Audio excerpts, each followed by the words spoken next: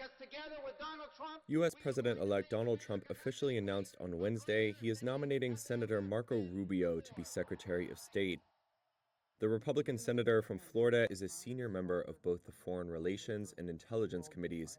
In the past, he and Trump have often clashed on foreign policy, with Rubio calling for more assertiveness on the international stage and Trump pushing for restraint. However, Rubio has softened his views in recent years to align more closely with Trump, and the billionaire has shown an inclination to make personal loyalty a central requirement for administration posts. That has left big questions about the type of diplomat Rubio will be. Rubio is arguably the most hawkish option on the shortlist for the post and is known as a hardliner on China. He was sanctioned by Beijing in 2020 over his stance on Hong Kong following democracy protests. Director of the SOAS China Institute, Steve Zhang, told Reuters that Rubio's selection would put China in a potentially tough position. Because China will have to lift its sanctions against Rubio. Otherwise, they cannot talk to the U.S. Secretary of State, which is simply not an acceptable situation for either country to be in. Zhang believes China won't want to be accommodating of U.S. senior officials. As a result, he anticipates that Chinese President Xi Jinping will push to skip over Rubio and pursue a direct line with Trump.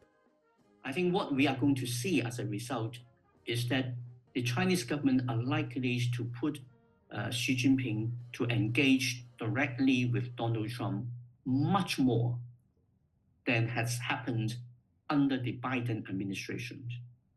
Xi believes that he could work his magic on Donald Trump as he had done in the first Trump administration. The choice of Rubio as Secretary of State could come as some relief to U.S. partners worried that the Trump administration could pull back from its global network of alliances, including NATO. When he tapped Rubio for the job, Trump said, quote, "He will be a strong advocate for our nation, a true friend to our allies, and a fearless warrior who will never back down to our adversaries." The Ukraine crisis will be high on Rubio's agenda. He has said in recent interviews that Ukraine needs to seek a negotiated settlement with Russia rather than focus on regaining all territory that Russia has taken over the last decade. Earlier this year, he voted against a big military aid package for Ukraine, Israel, and other U.S. partners.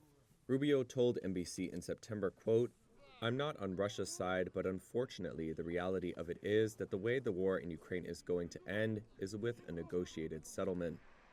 Trump's pick of Rubio could signal stricter enforcement of oil sanctions on Iran and Venezuela. Iran's oil production has been the target of successive waves of restrictions. During Trump's first term, oil exports from the third largest producer in OPEC slowed to a trickle.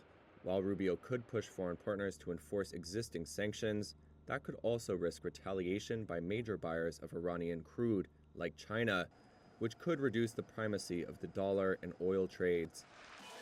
Rubio has also been a fierce critic of Venezuela's socialist president Nicolas Maduro, meaning his appointment suggests an improvement in relations between the U.S. and Venezuela is unlikely.